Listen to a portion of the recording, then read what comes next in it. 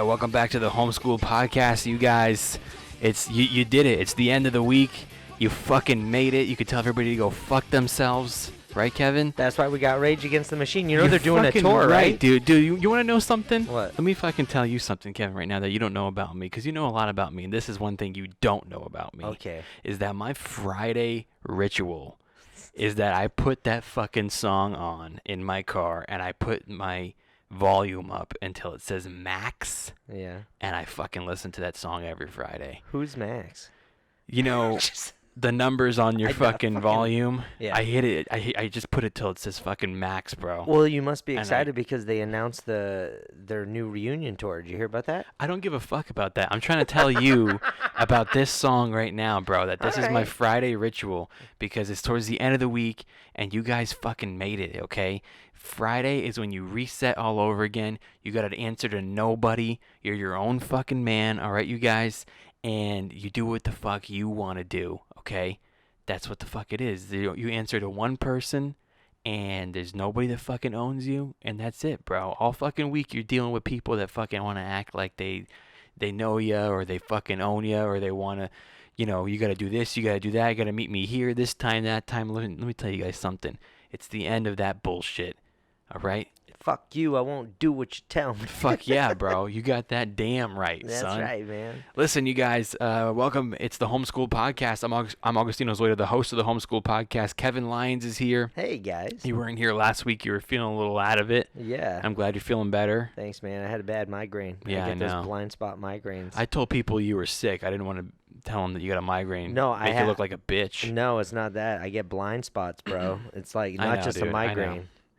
But anyway, I'm glad you're here now. Thank you. And we got a guest coming in just a second here. Dude, I love this guy. He's my brother from another mother. He's a badass savage because he was at fucking All Things Comedy today doing a podcast. He's on his way from Marina Del Rey doing a show right now, and he's going to do a late night podcast here with us. Our guest today is the hilarious, the lovable Steve Simeone. Okay, it's gonna be a good time today, you guys. All right, I can feel it. We're gonna have a good podcast. It's gonna be a good conversation. But before we get started, this episode is brought to you by homeschoolpod.com. Don't you forget about homeschoolpod.com. Listen, you guys, that's where you get all your t-shirts, mugs, stickers to support the Homeschool Podcast. We really appreciate it. And you know, it's your one-stop shop for everything about the Homeschool Podcast. You can find out everywhere to listen to it or watch it. You know, all the links are in there to subscribe or leave a review. What else you got? You got, like I said, merch, t-shirts and stuff. You can click on tour and see the upcoming shows. You can click on contact and even email us. It's all on there, homeschoolpod.com. And don't forget the next time you're doing an Amazon order to go to homeschoolpod.com first. On the front page, you got an Amazon banner, and also click on sponsors. All our sponsors are there. You got an Amazon banner there too. Just click on it. That's all you got to do. Just like one little click, just one click, and you're supporting the Homeschool Podcast. Do your regular Amazon order like you normally do, and that's it, you guys. We really appreciate the support keeping this going.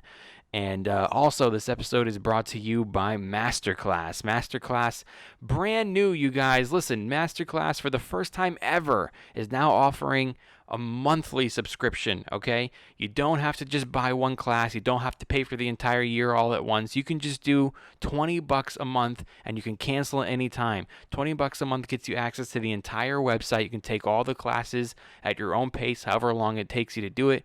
Maybe there's 2 classes. It only takes you a month to do it. So you could just cancel after the month is over. Until now, you had to buy a class individually or pay like $190 for the whole year. But right now, just sign up for $19.99 a month, and you can take all the classes, or as many or as little as you want, on your own schedule. All right, you guys. I mean, you got everything on there. I personally am going to start taking the fucking acting class on there. I'm going hard on acting. I was just telling Kevin, I'm going hard on acting in 2020. So you guys get ready to fucking see me on the little screen.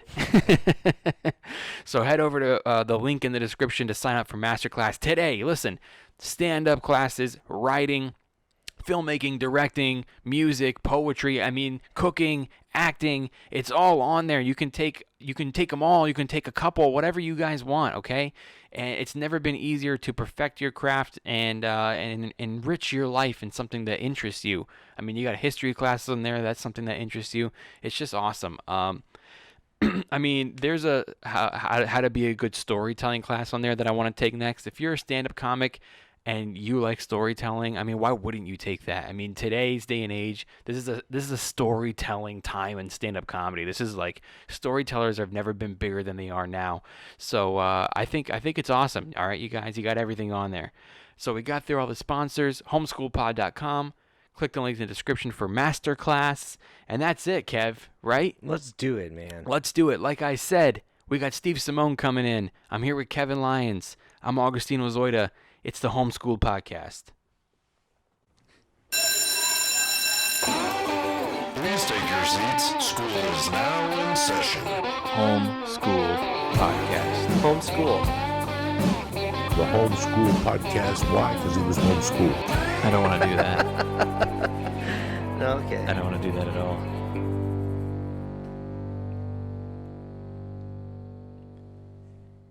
And we're here. We're here. Steve made it. What's up, buddy?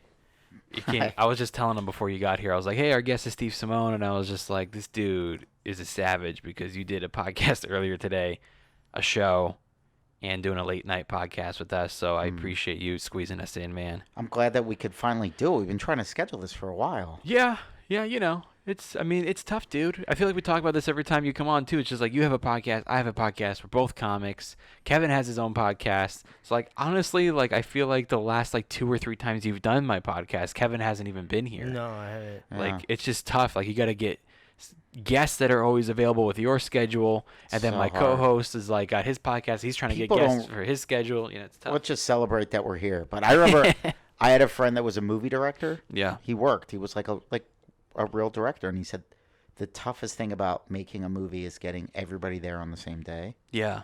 And he told me that probably like 4 or 5 years ago. And I'm like, oh, You get it? I get it. Dude. So hard. Imagine how many people that are filmmakers or writers and creators and directors that were just like, dude, this movie's going to be so great. We got this guy. That's exactly who I wrote this for. And then you just go like, well, he's not available. Yeah. And That's he's one not of the most available. He's not upsetting available. things when we're filming a lot of stuff. I mean, you look at it, it's so, whatever the shoot is, it could be so simple to do, but you need a good amount of people to run everything, and getting everybody available for that one shoot. That's why it takes forever to do shit sometimes. Yeah, and they get people that care and they can really do it. Like I've had the opportunity to actually film some like different little things that I had the idea for, and it just didn't work. It was like being a young comedian where like you have a bit in your brain and then you Yeah. go to say it, and it doesn't translate to an audience, even though you know it's funny. Right. But you just can't get it to work. And then we had shot some stuff, and I'm like, this is terrible. Like, there's so many people that like DPs and camera people, everything, lighting, sound, editors, everything matters. Everything. Yeah. Dude, yeah. But you know what happens with those bits like that is that like I always end up, even if it's years later, I always end up making it work. That's what I love about stand-up. They'll come back to you like I'm 5 finally at years that later. point where Yeah. like I can come up with an idea and spit it. 19 years in, I'm finally like, oh, I know this is funny. Let me go play with this, and it works. Uh-huh. It's a good feeling. How long into your sorry to interrupt? How long into your career did you start doing stories? 6 years in. 6 years. Yeah, That's actually pretty quick. well, I wasn't getting much stage time. Mm. I was like, as any comic listening knows, that's the most difficult thing. There's so many challenges to be a comedian, but in my estimation, the most difficult thing is access to quality stage time, Yeah. especially in really competitive places like New York and LA, and I'm sure like even smaller scenes like Denver, Chicago, like where there's a lot of really good comics. It's tough to have access to quality stage time. And I knew the type of comedy I wanted to do. Like I even told stories in the limited amount of time I was on stage before moving to LA. That was my style. But then I got to the Comedy Store to really start becoming a real comedian. And I had 3-minute spots. And I'm Right. like, Yeah, how do you do oh, stories? you don't. Yeah. You don't. You just learn how to connect with an audience and be in the moment and talk to them like you already know them and they already know you. That's what I was learning at the store. And then Paulie would bring me out on the road and I would MC, but you can't tell. It's very difficult starting a show cold Yes. and only having 10 or 15 minutes to get into a story. Absolutely. So I knew the direction I wanted to go in. And then in the summer of 2006, Steve Trevino was really embarking on his first headlining tour.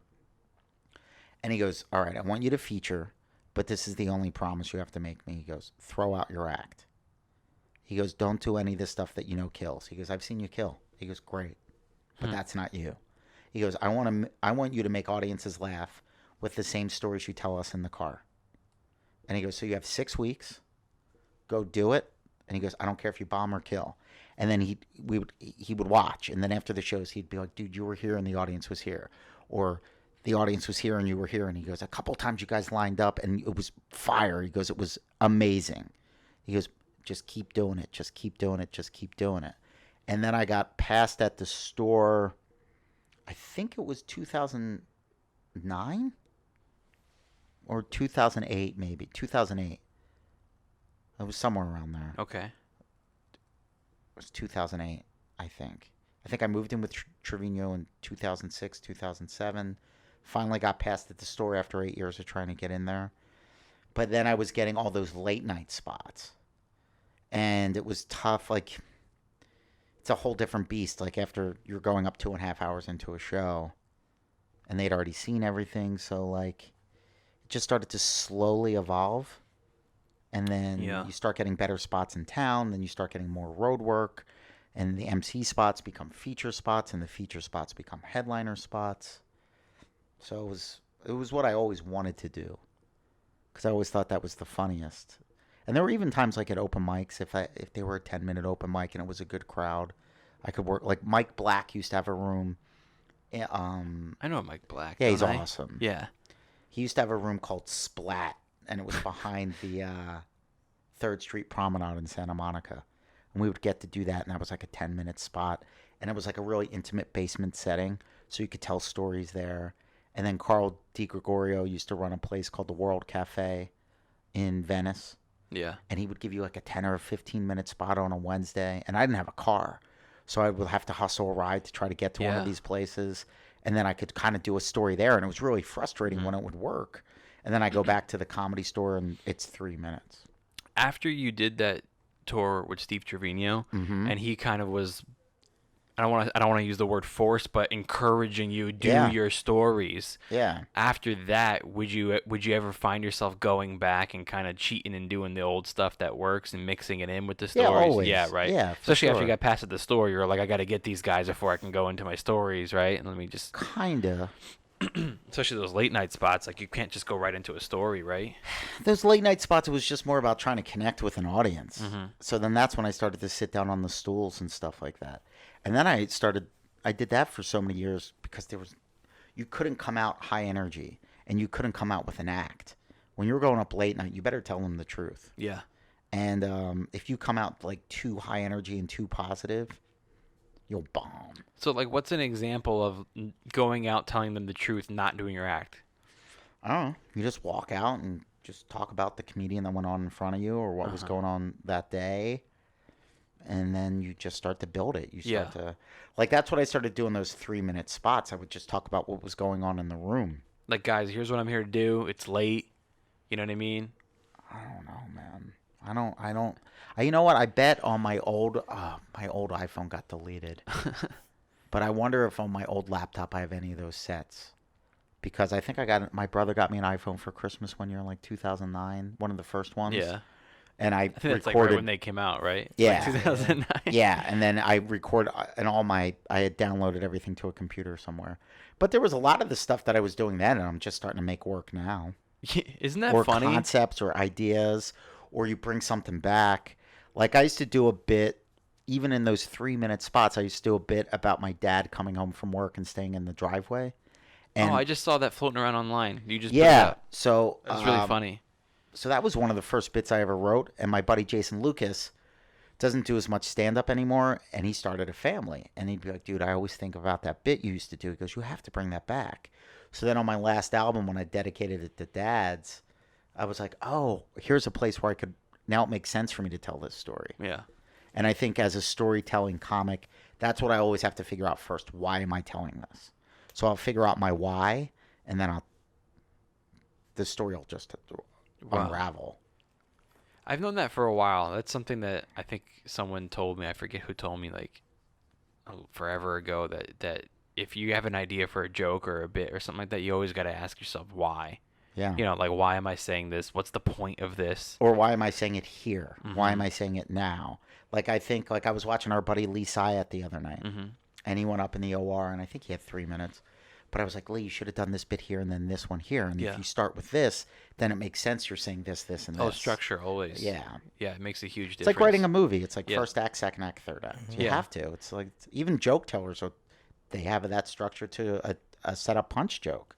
And sometimes, you know, you come up for, I bet you it applies to everything, filmmaking, Mm-hmm. writing, stand-up. Like, you probably come up with a great idea for a film or a scene in a film, and then it just ends up not working. Like how we said when we do stand-up, it just, sometimes it seems great in your head, it just doesn't work. And then, like, life is so funny that down the road in a couple of years, you're gonna be like, oh my God, that's gonna go perfect in this. Yeah, Yes. yeah, exactly. We've had scenes like that we've done where it's just like, well, especially writing when we were filming a short or something, like, oh no, we would scrap the scene because it wouldn't work in the story. But it's like this thing that you've always, save it. I'm gonna save this and I can use that for something else. Yeah, and that's the funny thing too about stand. You're like, is this stand up? Is this Yeah. a sketch? Is this Yeah. a scene in a movie? Is this just a character trait to add layers to somebody Yeah. in something else? And like when you think about like, does it land? Does it not land? Yeah. Like I always think back to that example of Jack Benny, where they said he has the longest recorded laugh in the history of comedy from his radio show. Did you guys ever hear that story? I never heard that story, no. Well, Jack Benny was a comedic Yeah. genius. yeah, But his whole comedic persona was based on being a cheapskate, right? Okay. Like he would always talk about how he didn't want to spend money. And then on his radio show, once they did a sketch where he gets mugged, and this guy jumps out of the bushes with a gun, and he says, "Your money or your life." And Jack Benny doesn't say anything. And the guy goes, "Hey, listen, bub. I said your money or your life." And he goes, "I'm thinking." And people laughed for like 2 minutes straight because it was set up perfect over 30 years of him developing this persona. Yeah. So, Oh, you mean the audience laughed the long? Yes. I see what you mean. I don't know. I was like a picturing, recorded laugh, like where Yes. people just lost their minds. that was the longest ever. Well, at least that's what they said. Imagine doing a 3-minute set and 2 minutes is the laugh. Can you imagine? Can you imagine? That's the perfect ratio. Every 3 minutes of my set, I want a 2-minute. you just say 5 words and then they're just laughing the whole time. The ultimate goal of joke writing. Dude, I feel like I've said this a couple times on previous podcasts, but I have a bit right now. It's newish to me, like only a couple months old, but I'm just been like closing with it lately. And the funniest part of it is something that I was doing 5-6 years ago, maybe, and I couldn't get it to work. And other comics would tell me like, bro, like it just doesn't make sense. Like we don't, you know what I mean? Like stop trying to make that joke work. It's not gonna work. And I just was like, all right, fine. I finally dropped it, and I brought it back now, and I actually have like a story, and it's such a great setup for the story. Yes. And like with 2 little like tags added to it, that part where I was told it's not gonna work is the strongest part of the story. Yeah, I would say you always have to trust your gut. You know what's funny. Yeah.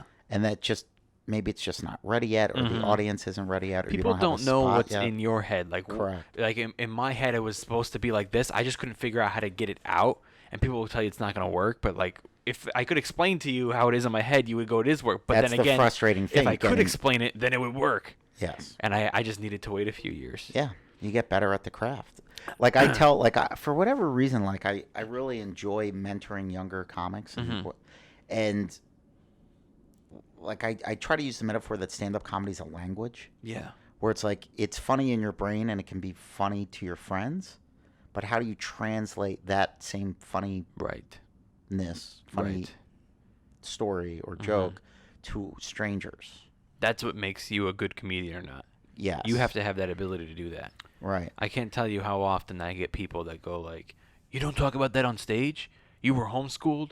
You grew up with 3 sisters in a 2-bedroom apartment? You guys had 4 dogs growing up? You don't talk about any of that on stage?" And it's like, it's different to say funny things than it is to what's the expression, like, than to say things funny, you know what I mean? Yeah. It's like, yeah, this might seem like, well, that's a hilarious scenario, but it's like That's you it. have to have the ability. That's what makes a good comic, is to tell it the right way. Well, with our film group, that was one of the things that we had to learn, because there's three of us working together, creatives, and our main guy, like our main DP, Anton, you know Yeah. him. It's so difficult to explain something like how you envision it, because I can work with my writer. It's like, oh, I totally get it, but he's such a visual guy. I have to come up with a completely different way to pitch him an idea so he gets it, and it's almost like it's not how we had discussed it writing. It's just like you have to find how to explain your vision to people. That is one of the most difficult things to do, because you get it. And your audience, see, like with Anton, you have to re-pitch it to him. You know what I mean? But you know him, so you know what you need to change. So imagine an audience you don't know. Yeah. Like, that's the challenge. Like, it has to relate universally. Like, that's the freaking challenge, dude. Yeah. Well, who said, was it Einstein that says you can understand something, right? But if you can't explain it simply, you don't understand it. Yeah. You know, is you have to be able to break it down. What is the core meaning of this? Because sometimes, like, you think you know what it is, but it just, you have to be able to explain it simply enough. That's when you'll truly understand what you're trying to communicate. Yeah, and that's why I think it's cool to have younger comics come to me for advice or whatever, or I like helping people, because as you're teaching, you're learning, and it's like you're just part of That's this true, big too. loop. I like helping out younger comics too, but I feel like sometimes I'm not in a position to do so. Like I have learned a lot. Like I'm almost 11 years into this, and It's a long time. It's a long time. I just feel like, I'm like, who the hell am I to be telling this kid anything? You know what I mean? That's how I feel. I feel like douchey about it all the time. Yeah, but I guess it's your like, as long as you're not like one of those, like, I see people that do that to people. They're like, hey kid, I'll give you some. No. Oh, no. But if somebody's honestly coming to you, it's just like, I don't volunteer as much as I no, like I don't helping, volunteer though. it either. But Yeah. it's just like, I think if you're just approachable and people feel comfortable talking to you, and they happen to be a comic, guess what? You're going to talk about comedy. Right, of course. Like 95% of everything I talk about is comedy. I know. Yeah, me too. Like, that's all comedians talk about. That's all we talk about. It's almost like the Terminator. You're always constantly learning new things too. It's just like, so it's okay to always, not just advice, but even if you're so seasoned, you still have things to learn from other people. Even Always. You know what I mean? In all aspects of it. Don't even Always. bring up the Terminator right now, I bro. know. Well, I was going to say, that's also one of the cool things about the creative process, because like, as you're explaining your vision, but then somebody might have an idea to make it even cooler or better. And like, You just opened a box. yeah, it's like, just so cool when you actually click with somebody where you're like, I was thinking this, and they go, well, what about this? And you're like, yes. That's one of my absolute favorite parts of the creative process, is when you're brainstorming and actually coming up with it, because best. collaboration can get very egotistical too sometimes. Yeah. But when people are just like open to their own ideas not being the best, and like listening, like it's not even that somebody gives you an idea to make it better. If somebody could just say something and it makes you think of something else completely. Absolutely. It's Right. not even that idea, but something it's because, triggered it, right? Yeah, it's the coolest. We just did that before you got here, kind of. Well, that's my favorite thing about LA. Like, I always talk about leaving this city, yeah. yeah, but what I love is the access to the minds. yeah, Like, absolutely. I have the coolest friends in the world. And I'm like, if I moved to Florida or if I moved back to Philly, I'm like, I'd have my family, I'd have the guys I grew up with, but I'm like, who am I going to talk to ideas about? Yeah. Like, how Because many- ideas happen when you're hanging. Always. Like, I love Kevin to death, but when we're podcasting, when we're getting or setting up over here to podcasting, he always comes in all excited with a great idea. I can't fucking focus on it because I'm thinking about podcasts. He knows it's true. Yeah. But it's when you're like, if I go over to Kevin's to hang and we're gonna drink and eat and stuff, and just I have nothing to do for the night but just spend time with my buddy, right? We're gonna come up with some funny stuff. But it's even the same too. You like, can't just, if you move to Florida, you can't just call Yeah. Ari, and you know what I mean? Yeah. It's I mean, true, I got a it's true. 2-bedroom apartment, so whenever Ari's in LA, he can stay with me. That's great. And like, we'll have the best hang. That's It's great. the greatest. That's why. To hang out with my buddies. Yeah, that's why you got a That's 2-bedroom, just in case.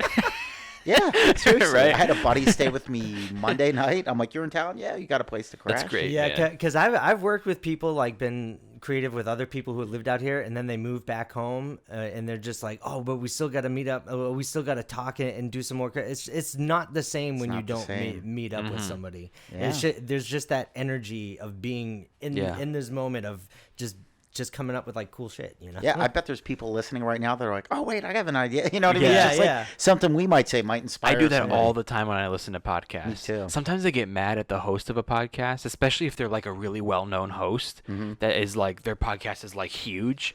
I listen to them and I get upset because I almost kind of go like you're the best. You didn't think to ask this question when he said that. Oh. Like I do that I get so angry when I listen to podcasts. I just go like, bro, why would you not ask him that? Because So you were listening Italian to that I you should can't be get so your shit. lucky to get guests like that. You know what I Yeah. mean? Like you're getting the biggest guest on the whole planet, and you didn't ask him about this. Do you think it's better when people get interviewed or they just talk? Interviewed. Like, I think my favorite podcasts are when it's a combination. Like, I think that's what makes Uncle Joey and Rogan and Ari and Segura, like, Okay, the so maybe I great misunderstood what podcasters. you meant by just talk, because I meant like I'd rather hear the host like get them talking and ask Right. them things and get them going rather than just letting the guests ramble on and talk. Yeah, that's what I have to get better at. I Like, mean, no offense to like anybody, but I just listened to the Edward Snowden episode of Rogan. Did you listen to that? No. Super interesting, but I personally wouldn't have let him go on as much. Like he just kind of went on and on and on about things that were irrelevant to what we were talking about, and Rogan kept asking him questions, and he kept like just, well, let me start when I was 8 years old, and I was just like, bro, you know what I mean? And but like I personally would have been like, you know, I wanted to ask him certain things that weren't asked. That's just one example. I'm not trying to like this, bro. I think he does such a good job of getting people to be natural and relaxed. And Yeah, no, yeah, he does do that. Like, I I think would say- Maron is a great interviewer. Yeah. Mark Maron. Yeah. He gets them going. Podcasts are so much better than TV shows. Dude, it's so better than like any radio station with the talk morning radio. It's like, man, You know what I'm starting to, because I still listen to sports talk radio from Okay. Philly. That's like my but there's thing. podcasts that are better about sports. Yeah, but it's the Philly centric thing. Okay, gotcha. That like it makes me feel like I never moved. Okay, But what I'm not you. used to anymore Yeah. is the commercials. Like if you Dude. listen to like normal radio, as soon as it gets fun, it's like 3 minutes of commercials. Yeah, Dude. And then it's boring. And then they have to build their momentum back up again. And then it gets fun. And then it's like more commercials. You know what's funny? This happened like a couple days ago. I was sitting there driving, and I went, "Has Christmas music started yet?" And I went over to Coast because that's where the Christmas music plays.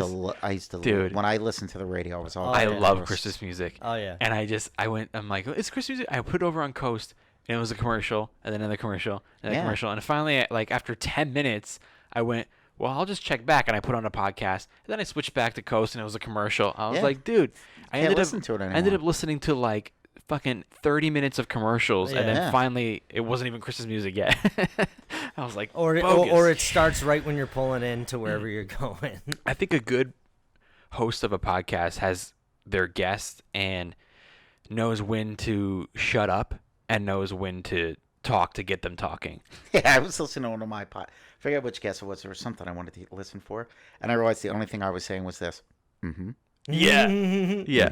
I could feel myself doing that and going, you're the worst host ever. Yeah, and I'm like, I hate the sound of my own voice. But if they're like hitting something yeah, interesting, it's good though. Yeah, I don't know. You know? Yeah, that Like I means that love you got them podcasts. talking. I love like this is just a great excuse to hang. Yeah. But then part of me is like, why do I even have a podcast? What am I doing? Yeah. I have fun. Yeah. Sometimes I have as much fun podcasting than I do doing stand up. Stand up's always been way more fun for me. Yeah, that's why I kind of hesitated when I said that sentence. I love hanging out. Performing's always the best. My favorite thing is hanging out. Like Yeah. this right now is my favorite. This thing. is good. I mean, nothing beats performing, but I think it's just that I get to podcast more than I get to do shows. Mm. And I feel like I'm in control of my career when I podcast. Feel like you're doing something. When you're out at a comedy club and nobody throws you on and you got no shows, that's like them in control. And when I'm podcasting, it's me in control. Well, fine, take away my mic. I got my own fucking mic. I'll say what I want to say, and I'll Well, have guests on. And It's all out there. Like what I'm starting to realize is to just film all your content. Like everything's another job. Everything takes time. yeah. But it's like you look at some of these comics that have really built something nice. and they didn't wait for anybody to give it to them. I have a lot They of just respect for started to, guys like that. yeah, they just started to film everything, chop up their content, redo it. It's like, okay, you don't want to give Like me a that's special. what I'm starting to do. Yeah, you don't need one. You don't now. want to book me on your show. Twitter, YouTube, Instagram. I'll there you just go. fucking go put on my own show at the back room of some bar, and it'll be the hottest night ever. You know what I mean? Like, Yeah. Or I'll start a podcast, and you don't want to book me at your club? Fine, I'll do the theater down the street from you because my podcast followers are coming. You know what I mean? Yes. Yeah. It's cool. There's just I so mean, much I'm more not one of those work. guys. I respect the guys Right. that did I'm it. trying to learn how to do that. Me too. Me And too. then you just keep on putting it out there, keep on doing the work. It's all out there. We just have to work harder. Yeah. That's it. I think that next year I'm gonna attack the acting world, bro. I think I'm gonna put as much energy. I know it's gonna be hard, but like so is stand up, and I'm gonna put as much energy into it, at least for like a good year, as I do in stand up, because I get so little stand up gigs that it's like, well, I got time then Yeah. to do something. What excuse do I have? I mean, if it were me, my advice would be buy a camera. Mm. That's what I think I'm going to have to do. Film every one of your sets. Yeah. Learn how to edit them. Put them on Instagram with the closed caption. Right. That's what everybody's doing now. And do that twice a week for a year, and then see where your stand-up career is. Right. Because when you say acting, it made me think. I had asked you earlier if you read Steve Martin's book. Right. And I have not read that since it came out, but certain things that were in that just stuck with me. Mm-hmm. And he talked about like when he was in LA starting to like get a little known, and he went, and if I'm getting the story wrong, I apologize, but this is what I remember. Yeah, Steve Martin, if you're listening, we Well, no, like I there know, might be I'm some just teasing comedy you, I'm nerds teasing like you. that's not the story. Yeah. But wouldn't it be great if Steve Martin was one of That the would be listeners great. and you didn't know? That one guy who bought the T-shirt. I appreciate it. That's the coolest thing about podcasts. You never know who's listening. Yeah. He's Like, I getting a remember mention once- in this. I remember once being in China. This sounds like a lie. This sounds like the type of lie I would tell to make friends in my 20s. Yeah. But I was in China doing a show, and this guy came to the show in China who was a medical student in India and came to China to see me do stand-up because he listens to my podcast. Oh, Dude, that's awesome, man. That's great. And Feng Chao from the Comedy Store was with me, and he was like, no, that... Because I'm like, did that really happen? He goes, yeah, that happened. That's awesome. Crazy. People are listening. But in Steve Martin's book, Yeah. essentially he said this. He went in for an audition, and there was 40 people in the room that looked exactly like him. Mm. And he was like, oh, there's no way I'm getting this. And that experience is what made him go, I have to make my money on the road. I'm just going to go do stand-up, and I'm going to become great at stand-up. And then if I want to be an actor, I won't. So he did the opposite of what I'm thinking to Uh-huh. do. Yeah. Because I think acting, there's just so much. Look, if you want to shoot and do your own stuff, yeah, you have a buddy that you guys could Yeah. start doing your own short films. Like I think, like last night I was talking to a couple comics that are really creative, cool guys that are younger comics, and they were asking really good questions. And we were talking about how cinematic comedy's essentially dead. Like nobody really makes comedies anymore. Not like how they were. Oh, yeah. Because traditional movies are so expensive and humor's so subjective, and there's no international markets. Yeah. And movies across the board now suck. Television across the board now sucks. Totally, dude. Everything sucks. Yeah. But I was like, you know what, dude? If you had a funny group of people, and like you could buy like a dope 4K camera, you could edit something. You could start putting together short 10-minute, really funny ideas for movies or funny scenes. Just a couple of funny scenes that aren't stand up. Dude, that's what the Workaholic guys did. That's what everybody's doing. They Like just- all these YouTube influencers, Yeah. they're just really stinky, terrible, low budget movies. Yeah. So if you want to be an Well, actor, we could do do that that. stuff. Yeah, seriously. Well, But we it's like should, you have to yeah. learn how to edit. You have to learn Yeah. how to market. Like there's so that's why I stand in all of those guys that are producers, writers, editors, YouTube personalities. They're just crushing the content game. And like the gig I had tonight was for this company that mines data for content providers and matches advertisers and content providers. Like that's the world, man. Like this one website, I'm not going to say who they work on, but they get something like 250 million views a month. Or no, yeah, 250 unique impressions or something, over 1 billion views a month. And they create their own content. And it's like that's all we have to do. Yeah. That's it. Like we just have to work harder, put together more skills. Well, yeah, because before there wasn't the internet and YouTube and all that other stuff, and that's why everybody was going to auditions and doing the movies. But now you can just you just click send as soon as you're done editing, and everybody In in the the world planet can see it. can access it. Yeah. I need to start recording more of the stand-up because I do clips from the podcast with caption, Yeah, and I'm do putting that with your up. stand-up. If But you don't- stand-up needs to If be. I you need to learn do how it a to lot do more. that, yeah. Yeah, I need to do that a lot And you more. can make money doing that for other comics. Mm-hmm. Like I've paid in the past year 1, 2, 3, 4, or 5 different people to try to figure out who I can work with, who I can collaborate with to start getting and I'm just starting to get my clips out there. Right. And, I've and you know noticed. what? It's not like my one friend started to help me with my social media. We put 3 or 4 clips out, and I only had like 5,000 just barely 5,000 Instagram followers. But in 6 weeks, it's now over 7,000 just from putting those 3 or 4 little clips out. And I'm like, okay, I have to do more, which means I have to film more, which means I have to book more shows where I can set up a camera. Yeah. So it's just more work. Yeah, but there's just light being at the tunnel. consistent with it too, Being because consistent like, with it. oh, we did this once, but you need to be able to do that all the time. All the if time. you don't have that schedule and everything just to be a machine, Yeah. it's gonna You have to be your own network. Yeah, I don't. Yeah, so it's so much work. Yeah. Like that's why I was like, oh, I did the podcast today. I did the gig. I came here, and I'm starting to get exhausted, Mm-hmm. and I'm trying to reach out to my friends that are super achievers, and I'm like, how do you avoid being burnt out? Yeah. Because I don't have a life. I don't have any balance right now. So I don't know. Yeah, I feel you, man. But I wouldn't if it were me and if I was in your situation, the way technology is and your network of friends and your desire for stand-up comedy, I would not be paying for an acting class if it were me, and then going out and doing these auditions that pay nothing. Yeah. When you could put together your own content without somebody messing it up. Well, I wouldn't be doing it to make money. I would be doing it just to get my face and name out there, you know? But you don't need them is what I'm saying. Yeah, no, yeah. And it could be your own content. It could be you, and you could own it. Yeah, you're right. I really need to put It's- my stand-up out there, man. it's funny though, because what you want to do, the most, at least from when I was doing it a long time ago, the best route to get regular money doing it is like doing commercials. And that's but not that's the not same. fun. No. It is And it's also not fun. the money's not what it was. No. Like the industry's just changed so much. Sure, yeah. Like when I did a commercial, it was a buyout, and I got like Yeah. at the time it was great money for me, but it was like $2,000 for a national commercial. Mm-hmm. I That's was like- what happened to me too. Yeah, and you start going like, wait, how many auditions did it take to actually? The auditions I was going for, they didn't know what they wanted. Yeah. Like that's when I knew like it was a waste of my time. Or I'd walk into a room and everybody looked different. And I'm like, and then they would change the sides and I'm like, they don't know what they want. Yeah. And then you go through maybe 10, 20, 30 auditions like that till you get a call back. And then you do the call back, and then if you book the thing, you start adding up the hours, and you're like, what am I doing this for? Whereas 15 years ago, if you booked a national commercial, you're like, that's 50 grand. That's 100 grand. Yeah. I remember talking to people when I worked at the gym that were out here in the 80s, and they were like, I bought a house in, like, not Newport Beach, Redondo Beach with one McDonald's commercial. Like in the 80s, they were making $200,000-$300,000 off know. of commercials. Crazy, man. It was Dude. crazy. Yeah. You ever talk to Jackson McQueen? Mm-mm. You know him though, right? Yeah.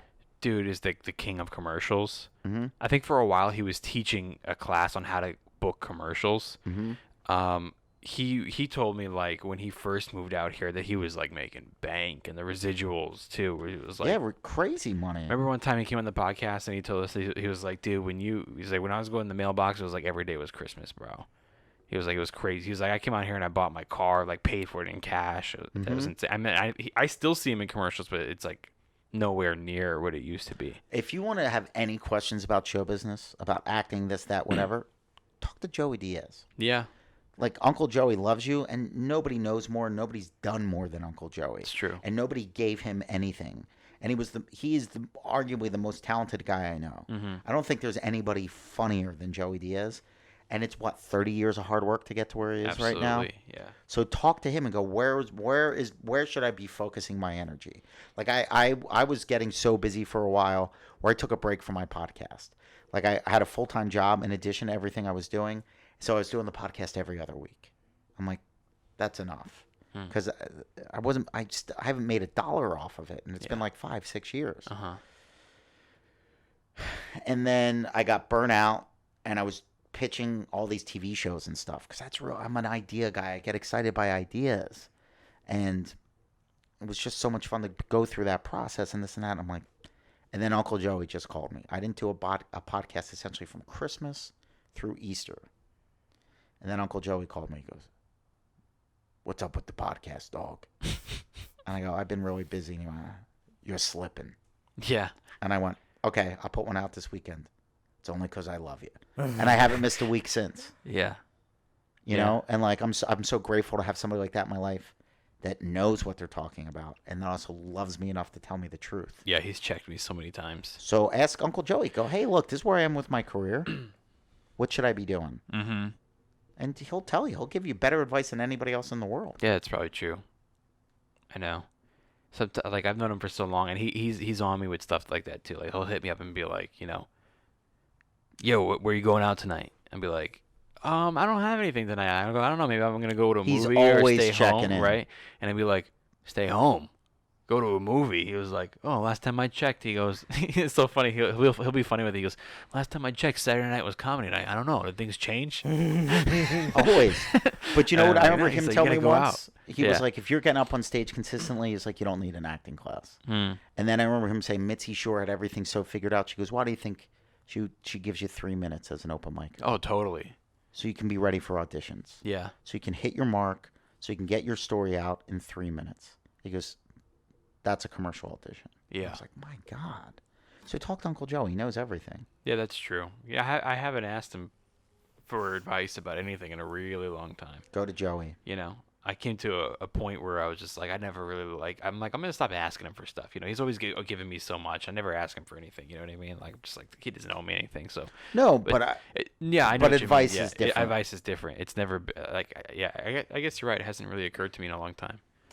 yeah. That's what Normally I we would just do. talk as friends these days. We just check up on each other and that's it. But yeah, I think a lot of the time with him, I try to pretend that things are better than they are because I don't want him to be like, "Well, you're slipping." You know what I mean? Like that. Like I always try to be like, "Oh yeah, man. Well, I'm gonna go out tonight to the Comedy Store," and he's like, "All right, good." But then I'm like, "Oh, I don't have a spot though." Yeah, but that's still work. Yeah, I know. That's still the job. always I kinda remember feel like seeing I'm an trying to sell old it to him, old yeah. interview.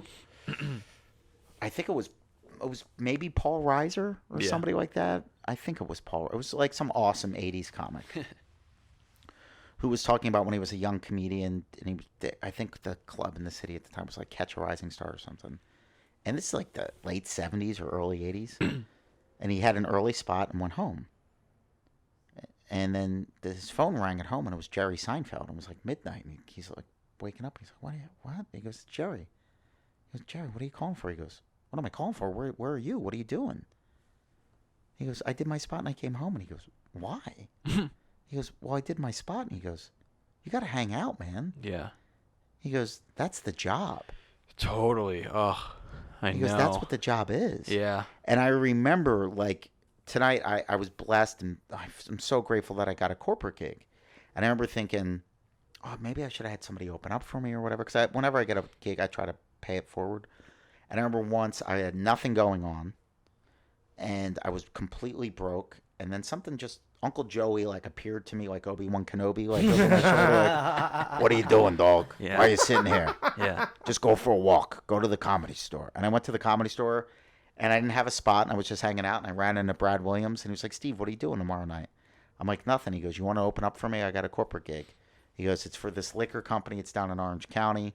Just do 10 minutes, 15 minutes." And he goes, "I'll give you $500 cash," which at the time was a king's.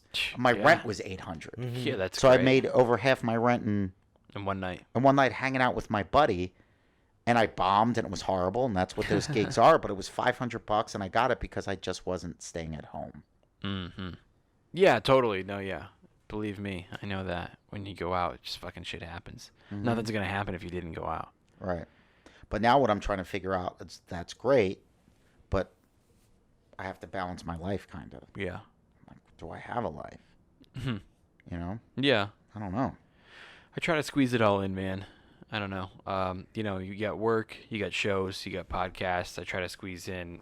Plus you have a time with- family. I got a wife. I Yeah, got family it's that actually family. lives in the same state as me, Yeah. which is pretty rare in this business. You know what I mean? Well, like when you say you don't have a life, like, what is it that you like to do for you when you're not doing that stuff? Like, I don't have any of that. Nah, That's what I nothing? mean. No, not even something before you're like, oh, maybe I should start doing that. Well, back this is a what little I bit. do. Okay.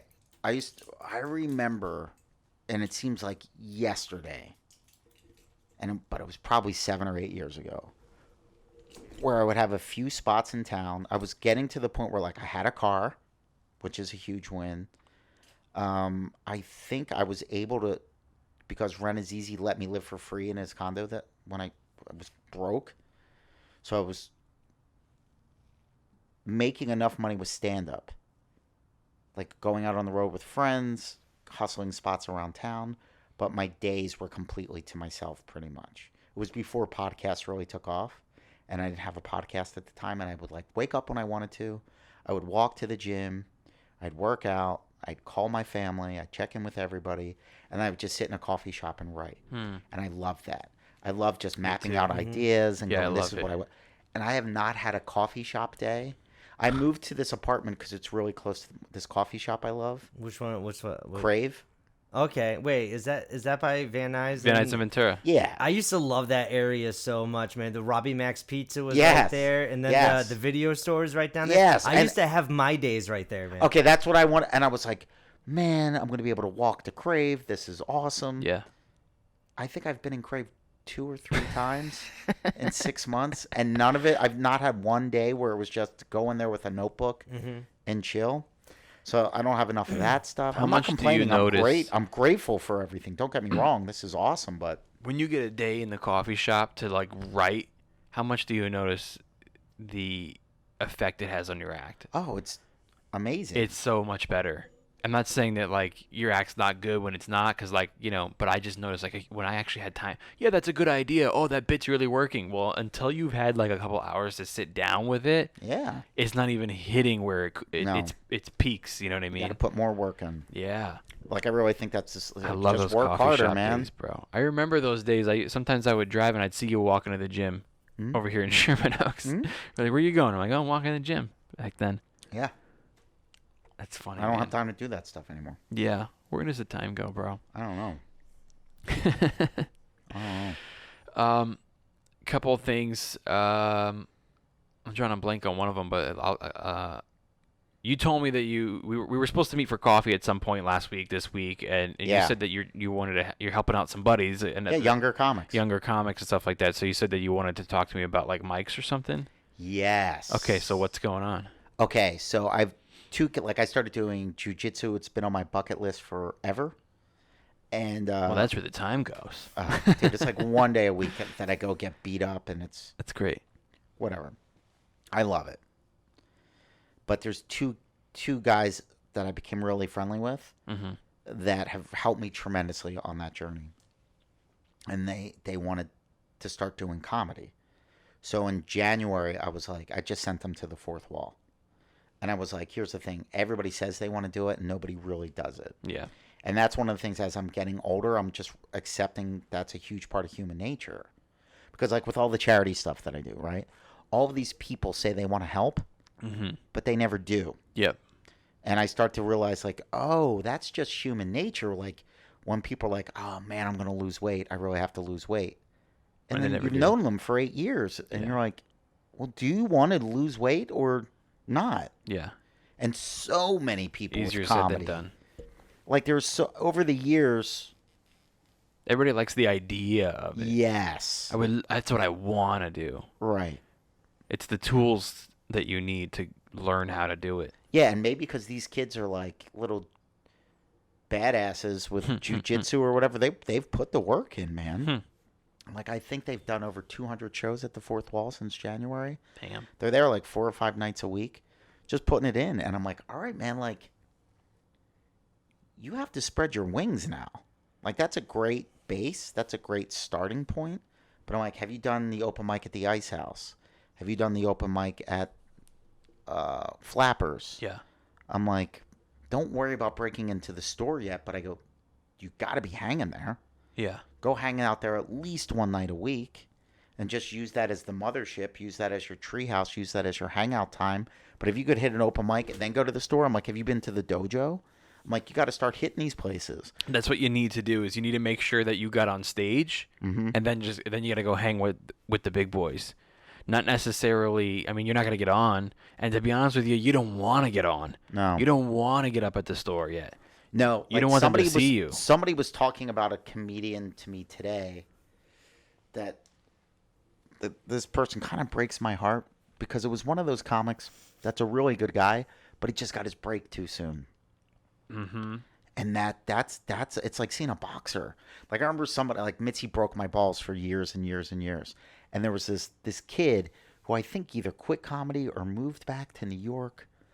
But he was like one of those faces that you would see at the store and you're like, "Oh, I know." And you would go talk to that guy. And we were walking once. This has to be like 2005. Okay. And we were walking from the Comedy Store to the Laugh Factory because I think I was more in at the store and he was more in at the factory.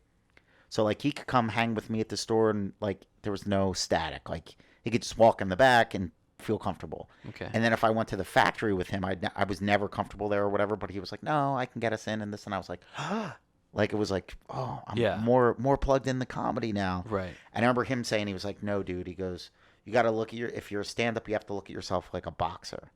And he goes, "You want to make sure you're paying all your dues and getting the right fights at the right time." He goes, "You don't want a title shot before you know you're going to beat the champ." Yeah, of course. And I was like, wow, I never thought of it that way. Exactly. You don't want to get up at the store until you're ready to handle the store. Especially now. Yeah.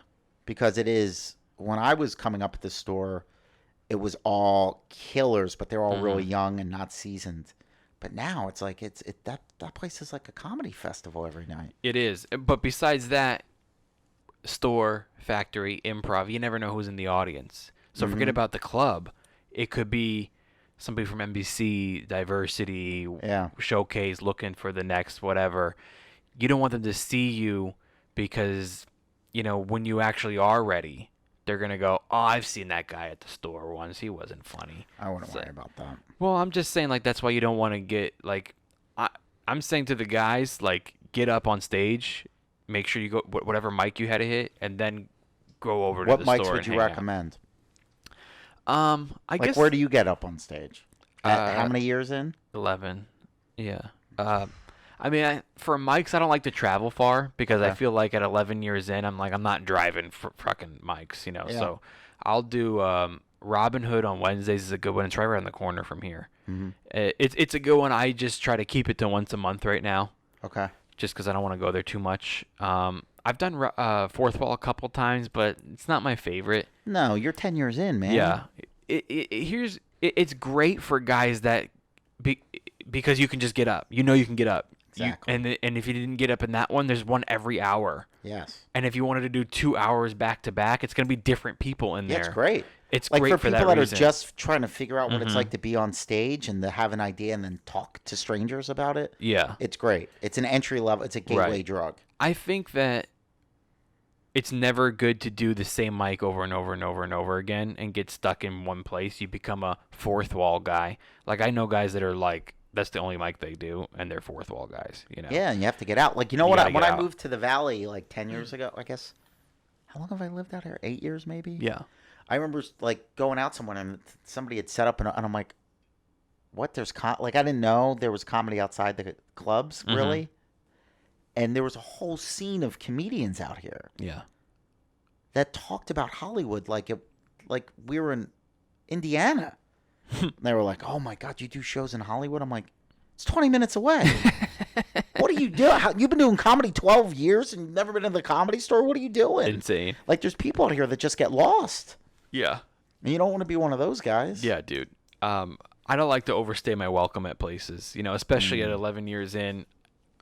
If you go to the open, that's why I don't go to Robin Hood as much as it's around the corner and it's every Wednesday and I can get on if I want. Yeah. But and we've talked about this before too. In the beginning, I would go over there and they were like excited to have me. Yeah. And they'd throw me on. And then I started going every week. And then before you know it, I'm waiting until 10 o'clock at night. You know what I mean? It's like, I think in the beginning, it's fine if you're hitting places every couple times a week. But for the most part, I don't think you want to be in one place. You want to experience with different environments because you're going to be like out of your element the first time you go do a show somewhere. Like, let's say it's not a mic, you actually get booked on like even a bar show. Mm-hmm. The only stage you ever do is fourth wall. Like, you're super comfortable there. Yeah. So now you're not going to be used to like a bartender right next to you. Now let me ask you this. I don't know if the rules have changed, but like when I was paying my dues at the store, what was great about it is that you could actually pay your dues there. Yeah. Like you could sort of earn your stage time by parking cars, answering phones, working the door. That system I think is awesome. Okay. But then like the Improv and the Factory, it seemed like unless you were famous, you had to pick which club you wanted to break first. Yeah. And for me, I was like, okay, I want to get really good. And this is the only place where I know I can get really good. And so I was paying my dues there. But then there were guys that just hang out at the Factory every night. And then they're not passed yet, but then they become Factory guys and then store guys, then Improv guys. Does that still exist? I think so. Okay. I think so. Yeah. At what point in your career, or do you recommend people doing that? Because it's a little bit different. I agree with everything you're saying, that you just don't want to get comfortable in one place. Yeah.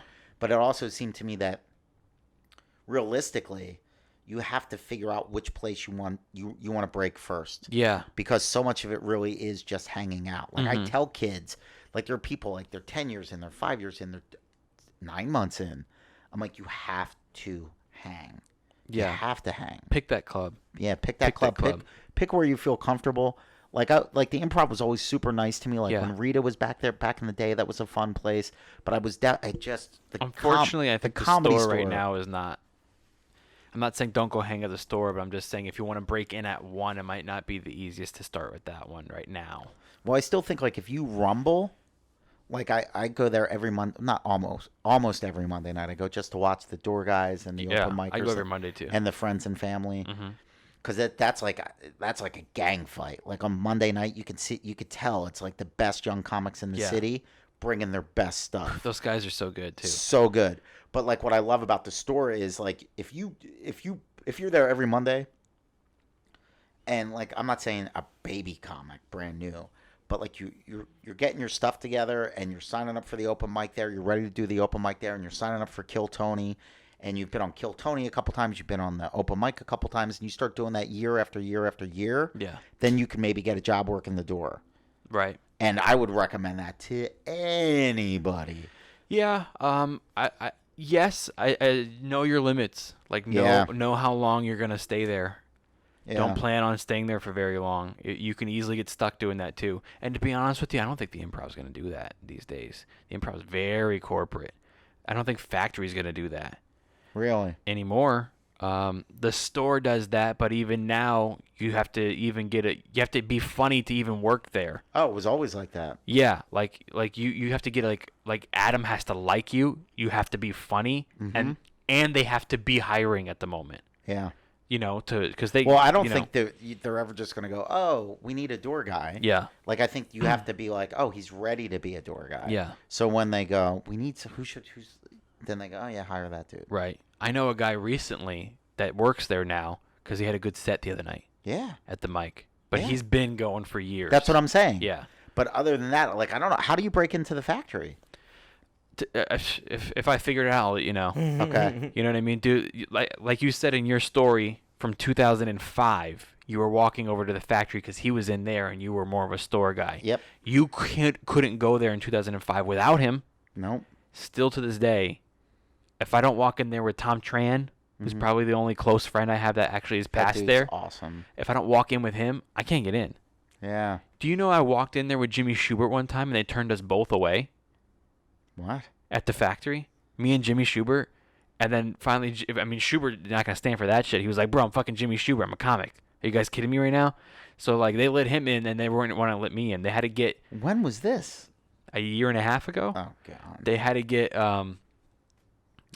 I guess I probably shouldn't say his name anymore. I don't even want to fucking say his name. Don't add to negativity. But a comic who's known for booking that club, they had to go get him to come down to bring in Jimmy and then okay me. It's like it was a high school keg party. Yeah, and the way that you're seniors only. Mike from the football team. Yeah, Mike dude. who? Oh, You know the starting linebacker. Yeah. Yeah, man. All right, Steve, you can come in. Augustine. Allegedly, the way to get into the Laugh Factory is you have to go down. I think it's Wednesdays, and you stand in line all day.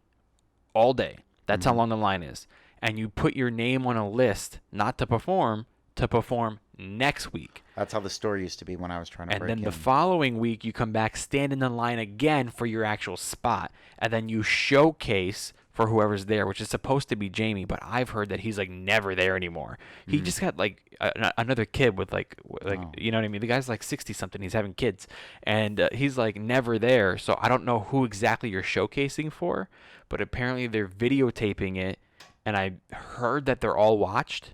Okay. But again, I think that line is so long because it's guys before their time auditioning. You shouldn't be showcasing so early. Gotcha. I think like if you want to work at a place and learn the business from the inside, smaller clubs are still doing that. Like the Haha's doing it. If you want to go over there and volunteer your time of door guy, helping out with stuff, maybe even Who flappers. books the Haha? The weekends, as far as I know, is still Terry. Okay. And during the week, I think most of it is people's shows that outsource their Like a four-wall show, outside promoters. Yeah, Taco Tuesdays, with whatever guy, and he brings his comment. I think it's something different every night, but the Haha's always been Thursday through Saturday. Terry the books club that books still? it. Yeah. Okay. I'm actually doing it, and I only do that one once every several months. I'm actually doing not this weekend, the following weekend. I just hit up Terry, and I was like, I haven't had a whole weekend available. 'Cause that's a good room. Like when that's it's a fun room. Yeah, it's a fun room. But take it from someone who got stuck working at a comedy club for 5 years. Know your limits. Like tell yourself, give yourself boundaries. Don't let people walk all over you, because the more they'll never stop taking if you're giving it. Yeah. You have to say like, I'm willing to sweep the floor, do the door. I'm not willing to clean urinals, and don't break your own boundaries with yourself. Yeah. It's great advice for anything in life. Totally, right? Because like people I've will always, walk all over I've you. always had a problem with boundaries, because I'm always like, I'm gonna treat you good. Yeah. Not hoping, like I was always entering into unspoken, unagreed upon contracts with people. Where I'm like, I'm gonna be cool. I expect you to be cool. Yeah. I'm gonna work hard. I expect you to take care of me. And they're always like, why would you expect that? Right. But I'll tell you this, but that's my crew of friends. That's who I'm friends with. Yeah. Like I've never asked one of my friends for anything. They just give it when they can. Yeah. And I just give stuff. Right. But it's true. It's like you have to be really careful who you give your energy to. And it's almost not even their fault. That's human nature. Yeah. To take it, if someone's giving it, you're going to take it. Yeah. And you have to just say how much you're going to do. So I'm not trying to just talk shit about Haha. I'm just saying like these are the clubs that are not corporate to where they'll probably still let you do old school stuff like that. Like, hey, I'll do the door. I'll help out. I'll do the music. I'll DJ. What's for going on at spots. the Ice House too? I would think say there's new owners or Ice House is something. another one. Or Ice House is a great room. Maybe Flappers, but I think Flappers is really by the book, and they'll actually put you on a payroll. I don't think that they'll let you work for free for spots. Okay. But I think that they'll have to approve of your act, and they'll probably hire you, I would imagine. So I guess what I'm going to get back to my question with my buddies, because it's been a long time since I did the mics, that it's like, okay, it's time for you to start investigating other places. Go to the JoJo, go to Flappers, go to Ice House, go to Haha. Yeah. Hang at the store, hang at the Improv, hang at the factory. I mean, just doing that's a full-time gig. Yeah. That's full-time. I definitely wouldn't do only fourth wall all the time. No. And don't become a fourth wall person. Right. That's what I was just like, hey, man, that's where you got your reps in. That's where you got your feet wet. Yeah. But now you have to spread your wings. You got to start figuring out other stuff. Yeah. And they do meet me at the store to hang out, which That's is great. cool. See, I don't need to tell you this. Any comic knows this, especially in the beginning. Is most important thing is to get on stage as much as possible. Yes. Right. Stage time. So I'm not saying to stop that, but in Los Angeles and in the Valley alone, we have so many options for mics that you could probably do the same one once a month. Wow. And if you want to get up a lot, like if you want to do like 14 spots a week, then maybe not once every month, but you can probably do them twice a month. Yeah. You can be doing fourth wall Robin Hood, you got Wednesdays. There's another place on Kahunga that's Tuesdays. Haha's 5 nights a week, so whichever one you don't have somewhere else, you could do Yeah. Haha. Flappers is Wednesdays, and let me tell you something about the Wednesday Flapper main room open mic. They have the bar one every night. I don't Yeah. know how it works. I've never done it. Right. The main room Wednesday before their show, look it up online what time it starts. They watch. That's great. That is one club that they will watch, and if they like you, they will book you. Okay. Definitely. I think that they're kind of looking for new face, and they assume they might be a good bringer. Yeah. But fuck it. Yeah. If you you need go to over get there, on stage. if you can tell a joke and they like you, who cares? Do it, and it's free Yeah, that's great. on Wednesday. But yeah, dude. I think the other thing I was gonna tell you, because we were talking about the importance of having a life and stuff like that, and I've told you this a bunch. I think that you need to get away for like a weekend and I go know. binge watch some shows and just need to do that. relax and not do anything. Watch Stranger Things and Cobra Kai, bro. I still haven't seen either. That's fucking I've seen the first 2 seasons of Stranger Things, but not dude. 3 Oh, that's really good. maybe I'll go home tonight. And start Three's watching gonna that. bring you back to the 80s and go, this is like when movies and shows were good. Yeah. Okay. It's that old nostalgic feeling, bro. They took a whole new aspect of the 80s for Stranger Things season 3. They almost went Yeah. like the teen comedy route and like Magnum PI route. It was Oh, really, cool. really So well. good, And they dude. mixed it with like 80s horror. It was You so can good. feel Terminator. Mm-hmm. You can feel Die Hard. Everything, Right. man. I It's can't so wait. great. Dude, it's such a... And then Cobra Kai season 2 was pretty fun. Oh yeah. and it's dude. just like you Is Brett need... Ernst in it a bunch? I don't think Brett Ernst was in this season. Yeah, I don't think he was in this season. That's right. I don't think because he messed up last season. I mean, like the character. Because remember? Yeah, he's the cousin. Yeah. Yeah, I gotta watch it. Right. I haven't seen the first season. Dude. I remember that was even Sebastian fun show. recommended. He was like, "You watch Cobra Kai?" Well, because we grew up on that shit. Yeah. And it's just like, when someone actually brings something back and do a good job with it, Yeah. That's great. for the fans, like they do great. remakes all the time, and it's like, why would you ruin that movie? Right. But they're actually bringing something back and going like, this isn't for us, this is for the fans. But not only that, this is the one thing that I actually do like about what at least streaming services are doing for series, because before, like they just would have done a Cobra Kai movie, so you would only had 2 hours to tell this story. Yes. But this is ongoing. great. This is like, great. especially, are you a Star Wars fan? Yeah. You know Obi-Wan, the new Obi-Wan Kenobi series with Ewan McGregor, right? Yes. He's coming back. He's and doing a there's series. a Boba Fett series too, right? Well, the Mandalorian is not Boba Fett. It's the Mandalorian. It's the bounty hunter type of thing. It's coming out on Tuesday, actually. Jesus Christ, But, nerd alert over here. But no, Well, dude, wait. I liked this stuff when I was growing up, but I, I will know. say this about Star Wars: that last feature movie, in my opinion, was so horrible. Yeah. I have zero desire to see No. the next one that comes out. You don't have my. They lost my money with that franchise. They really did, because that was so bad. Like the first, whatever was the Birth of the Jedi or whatever with the chick or whatever, and I was like, all right, well, look.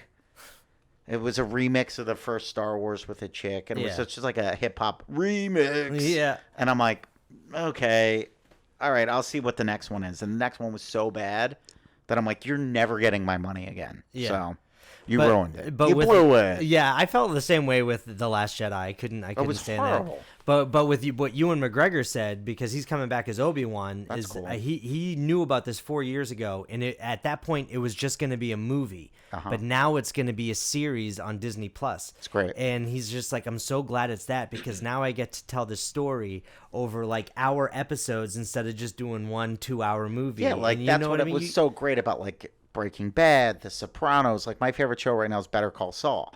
I love it. Like that's one of the things that brings me joy, where I'm like, I can't wait for the new season. Yeah. Because the storytelling, like when it's better than a movie. Dude, what I want for you, Steve, because you deserve it, is I want you to have a weekend in Big Bear by yourself. Mm-hmm. Just get a little cabin that has Netflix, something where you can open the balcony, and just, if you want to take a nap outside under the trees, Yeah. it's beautiful weather, nothing to bother you. Turn your phone off. You just got Netflix and just binge some shows, bro. That's what you need. Dude, I'm going to Big Bear this weekend. Lucky you. I absolutely love going to Big Bear because it's like vacation is always work. Mm-hmm. Whenever you go on vacation, you got to see this and you got to do this and you got to do that. Yeah. And that's not really a vacation. No. Big Bear, there's nothing to do. You can go to the lake if you want and walk around and get some fresh air. There's very limited restaurants.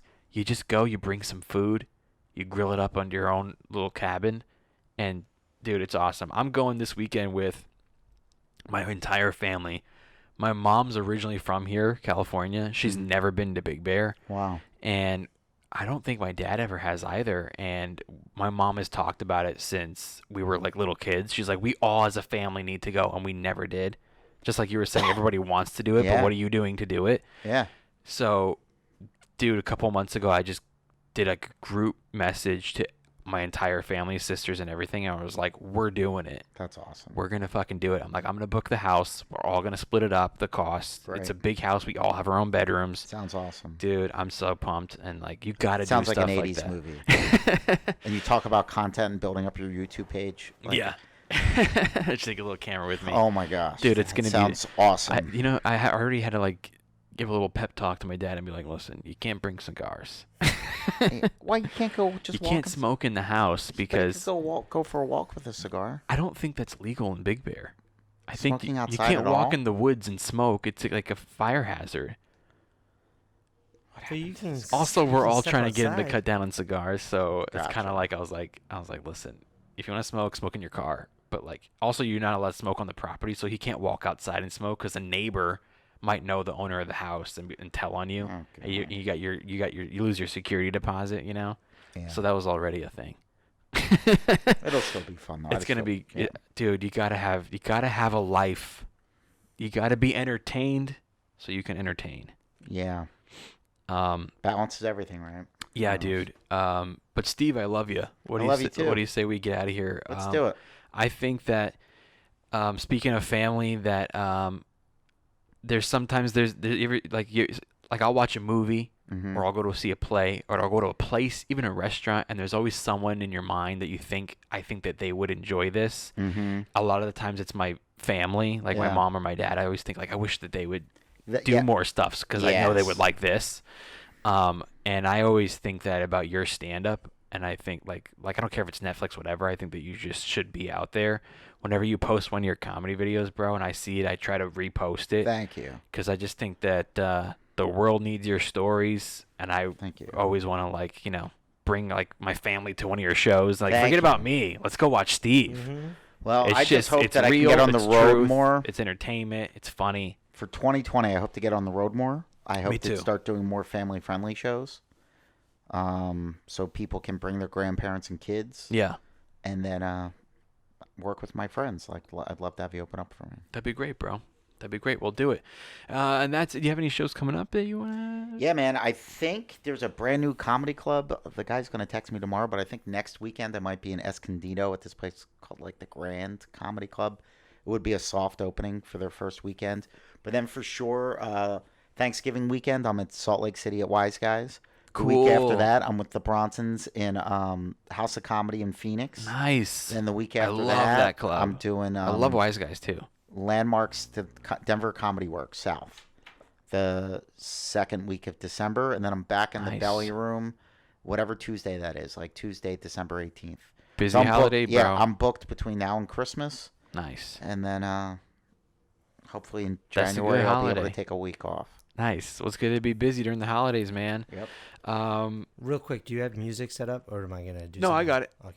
So yeah, let's see what do I got. I have next weekend I have shows all weekend. I'm at the Haha Friday and Saturday in North Hollywood, and then I have another show in Hollywood. But to be honest with you, I'm blanking on where it is. You can go to the website homeschoolpod.com and click on tour. It's on there and how to get tickets and stuff like that, and where it is.